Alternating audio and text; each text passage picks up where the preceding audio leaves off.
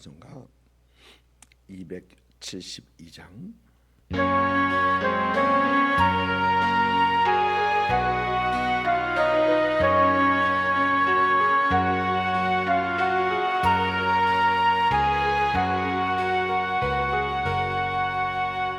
고통의 멍에 벗으려고 예수께로 나갑니다. 자유와 기쁨 베푸시는 주께로 갑니다.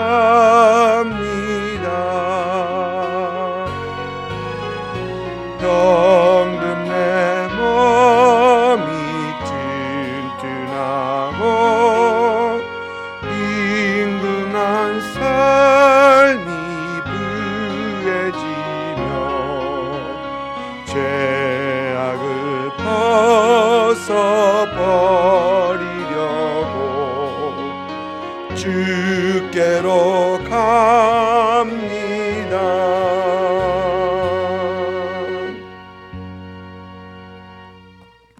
아멘. 시편 106편입니다. 시편 106편 1절부터 12절까지 1절부터 12절까지 우리가 참목소리 읽습니다. 할렐루야. 여호와께 감사하라. 그는 선하시며 그 인자심이 영원하미로다. 누가 등이 여호와의 권능을 다 말하며 주께서 받으실 찬양을 다 선포하랴. 정의를 지키는 자들과 항상 공의를 행하시는 자는 복이 있도다. 여호와여, 주의 백성에게 베푸시는 은혜로 나를 기억하시며 주의 구원으로 나를 돌보사 내가 주의 택하신 자가 형통함을 보고 주의 나라의 기쁨을 나누어 가지게 하사 주의 유산을 자랑하게 하소서. 우리가 우리의 조상들처럼 범죄하여 사악을 행하며 악을 지었나이다.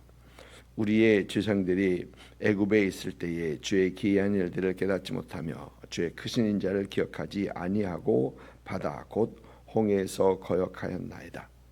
그러나 여호와께서는 자기의 이름을 위하여 그들을 구원하셨으니 그의 큰 권능을 만인이 알게 하려 하심이로다. 이에 홍해를 꾸짖으시니 곧 마르니 그들을 인도하여 바다 건너가기를 마치 광야를 지나감 같게 하사 그들을 그 미워하는 자의 손에서 구원하시며 그 원수의 손에서 구원하셨고 그들의 대적을 은물로 덮으심에 그들 중에서 하나도 살아남지 못하였도다. 이에 그들이 그의 말씀을 믿고 그를 찬양하는 노래를 불렀도다. 아멘. 시편 104편을 보면은 할렐루야로 마치죠.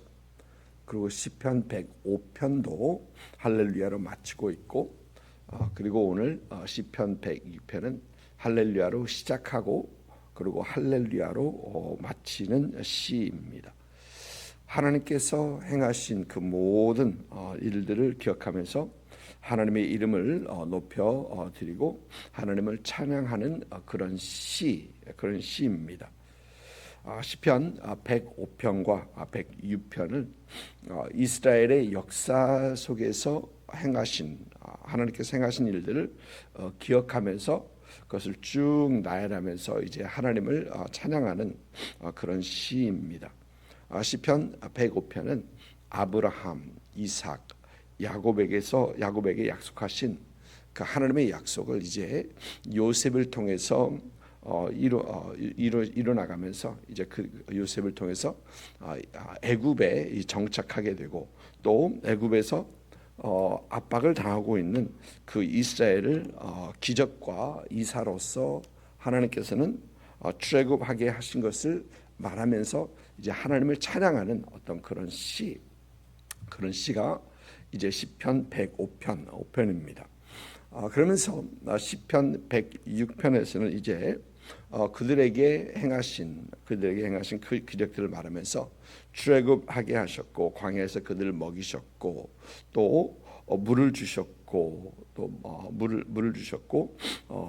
또 그들을 약속의 땅에 들어가게 하신 그 하나님을 말하면서 그럼에도 그들이 하나님 앞에 범죄하였다. 하나님 앞에 죄를 지은 것을 말을 합니다. 그러나 그들이 범죄했음에도 불구하고 하나님께서는 여전히 그들을 구원하신 것을 기억하면서 이제 하나님을 찬양하고 하나님의 이름을 높여 드리는 것입니다. 시편 106편 6편의 저자는 보니까 언급이 안 돼 있습니다. 그러나 성경학자들은 이 바벨론 포로 생활 후에 귀국한 어떤 그런 어떤 사람이 이 선조들의 죄를 되돌아보면서 이제 반성하고 또 하나님의 구원의 은혜를 찬양하면서 그 공동체가 신앙 공동체로 세워가기 위하여 쓴 그런 시로 여겨지고 있습니다. 오늘 말씀 1절부터 5절까지는 할렐루야 하면서 하나님께 감사하라, 여호와께 감사하라고 하면서 하나님의 선하심, 하나님의 인자하심, 하나님의 구원의 은혜, 이런 것들을 쭉 말하면서 찬양을 합니다. 그러면서 오늘 말씀 보니까 6절부터는 또 갑자기 이 조상들의 죄를 말하기 시작합니다. 그런데 조상들의 죄를 말하는 걸 첫 번째부터 이렇게 보면은 먼저는 홍해에서 지었던 조상들의 죄를 말합니다. 홍해에서 이스라엘이 어떤 죄를 지었는가?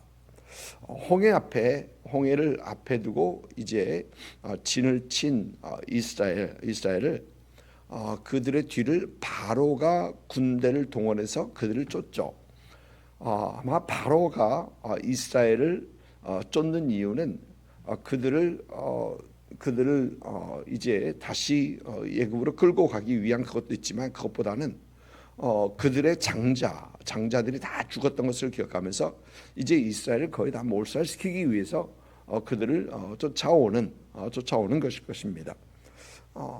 이 홍해가 앞을 막고 있고 또 바로의 군대가 뒤를 쫓는 걸 보면서 최근을 보면은 이스라엘은 이제 하나님 앞에 원망하기 시작합니다. 애굽에 매장지가 없어서 우리를 광야로 이끌어서 여기서 죽게 하려느냐? 차라리 애굽에서 종살이하는 것이 죽는 것보다 낫지 아니하냐라고 하면서 그들을 인도해낸 그 모세에게 이제 원망하면서 비난하는 어떤 그런 말을 합니다. 이 죄를 보면 먼저 무엇보다도 그 가운데서 볼 수 있는 이스라엘의 죄는 불신앙의 죄입니다. 하나님을 향한 믿음이 있지 않은 것입니다. 하나님께서 많은 기적과 이사들을 통하여서 그들을 출애굽하게 하셨습니다. 그들의 조상 아브라함과 이삭과 야곱에게 하신 약속대로 하나님께서는 그들을 약속의 땅으로 인도하시기 위하여 그들을 출애굽시키셨습니다. 그런데 그들은 그 하나님에 대한 믿음이 없는 것입니다. 출애굽기 14장을 보면은 그들의 불평과 원망 속에서 그 하나님이 보이지 않습니다. 하나님께서 하셨던 그것들을 보지 못하고 하나님에 대한 생각이 전혀 없는 그것들을 봅니다. 그러니까 결국 그들은 하나님을 향한 신앙, 하나님을 믿는 그 신앙이 없다라는 것입니다. 둘째는 보니까 비난과 원망입니다. 그들을 출애굽하게 하신 하나님을, 또 그들을 이끄시는 하나님을 그들은 보지 못하니까 당연히 불평과 원망이 나올 수밖에 없는 것이죠. 여러분, 그런데 이 이스라엘의 원망과 비난, 그것을 보면 여러분 우리도 마찬가지입니다. 우리가 우리 인생의 그 어려움들, 문제들은 수시로 다가오죠. 하나 끝난 것 같으면 그 다음 것이 다가오고 또 그 다음까지 다가오고 수시로 다가옵니다. 우리가 어떤 문제가 생겼을 때 우리는 그 무엇보다도 하나님을 볼 수 있어야 합니다. 그 문제 속에 계신, 또 문제보다 더 크신 하나님, 우리의 문제 속에서 여전히 우리를 떠나지 아니하시고 함께 하시고 우리를 도우시는 하나님을 우리는 볼 수 있어야 합니다. 원망이나 불평, 이 비난들은 그 하나님을 보지 못하기 때문에 우리는 그 상황 속에서 원망하게 되고 불평하게 되는 것이죠. 그래서 원망이나 불평은 불신앙, 하나님을 향한 신앙 없음에서 쏟아져 나오는 것입니다. 그래서 하나님께서는 이것을 죄라고 하고 있는 것입니다. 6절 말씀 보니까 우리가 우리 조상들처럼 범죄하였다, 사악을 행하며 악을 지었다. 범죄와 사악이라고 얘기를 합니다. 오늘 말씀 7절 보니까 이 주의 기이한 일들을 깨닫지 못하며 주의 크신 인자를 기억하지 아니하였다라고 합니다.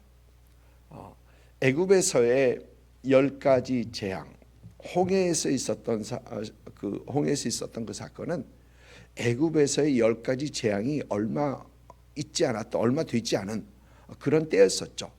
왜? 그들은 10가지 재앙을 통해서 그들은 출애굽을 하지 않습니까? 그러니까 얼마 되지 않았었습니다. 그런데 그들은 그것을 기억하지 않았다라는 것입니다. 기억하지 않았습니다. 우리가 하나님 앞에 원망하고 어떤 불평을 할 때 우리도 하나님께서 우리에게 하신 일, 하나님의 은혜, 하나님의 사랑을 쉽게 잊고 기억하지 못하기 때문에 우리는 하나님 앞에 불평을 쏟아놓게 되는 것이죠. 왜 그러면 우리는 하나님 앞에 이런 불평을 할까? 왜 기억하지 못할까? 그 문제는 우리가 함께 하시는 하나님, 함께 하시는 하나님을 보지 못하고 앞에 있는 문제만 보게 되는 겁니다. 어떤 사람이 이렇게 차를 타고 이렇게 가는데 이 소들이 이 담장에 갇혀서 소들이 담장만 바라보고 담장 갇혀서 이렇게 가지 못하고, 그러면서 그들은 위를 바라보고 위만 바라보고 있더래요. 그런데 그 사람이 왜 소가 위를 바라보고 있는가? 그러니까 그들이 앞으로 더 이상 갈 길이 없기 때문에 위를 바라본다. 위를 바라보더랍니다. 여러분, 우리가 앞에 있는 문제, 앞에만 보고 뒤에만 보고 우리가 위를 바라보지 못할 때는 우리도 불평과 원망을 쏟아낼 수밖에 없을 것입니다. 앞에 있는 문제, 또 뒤에서 또 다가올 그 문제들만 우리는 그것에만 집중하면 우리는 하나님을, 위에 계신 하나님, 문제 위에 계시고 모든 문제를 해결하실 수 있는 그 하나님을 보지 못하게 된다라는 것이죠. 그래서 우리는 어떤 문제에 닥칠 때 우리는 무엇보다도 위에 계신 하나님, 우리와 함께 하시고 우리를 도우시는 그 하나님을 우리는 볼 수 있어야 된다라는 것입니다. 또 우리가 하나님 앞에 하나님의 은혜를 잊고 참 불평과 원망을 쏟아내는 이유는 우리의 중심에 보면 하나님이 계시지 않고 우리가 나아가 앉아 있는 것을 보게 됩니다. 우리의 중심에 하나님께서 계셔야 되는데 그렇지 않고 우리의 한 중심에는 나를 위하는, 나만을 위하는 그런 삶을 살다 보면 참 하나님을 기억하지 못하고 하나님을 보지 못하게 됩니다. 여러분, 하나님은 우리의 삶 속에서 일하시는 하나님이십니다. 또 하나님께서는 우리를 도구 삼으셔서 하나님의 일을 하시기 원하시는 분이십니다. 그런데 우리가 그 하나님을 보지 못하고 나 중심의 삶을 살게 되면 그 하나님께서 일하지 못하시고 또 하나님께서 하시고자 하시는 것을 보지 못하는 것입니다.